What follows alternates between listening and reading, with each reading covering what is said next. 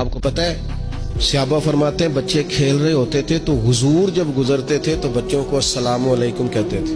نبی پاک بچوں کو سلام کرتے.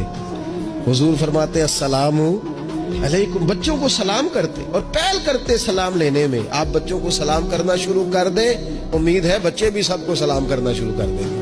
لیکن یہ شکوہ کرنا کہ لو جی میں اتنا بڑا بزرگ آدمی ہوں، میں اتنا بڑا پڑھا لکھا ہوں، میری یہ شخصیت ہے، آپ نے مجھے سلام ہی نہیں کیا، یہ تو مفت کا رٹا ہے.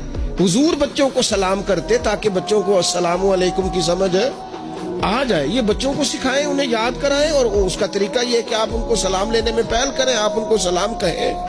ہاں، سکھانے کے لیے آپ ان سے مطالبہ کر سکتے ہیں کہ یار میں نے سلام کہا ہے، تمہیں جواب دینا چاہیے تھا، ہم نے کیوں نہیں دیا، تاکہ ان کو سمجھ آ جائے کہ یہ السلام علیکم اور وعلیکم السلام یہ ایک سنت ہے. پھر اللہ کے پیارے رسول صلی اللہ تعالی علیہ وسلم بچوں کو چھوٹی چھوٹی چیزوں کے آداب سکھاتے.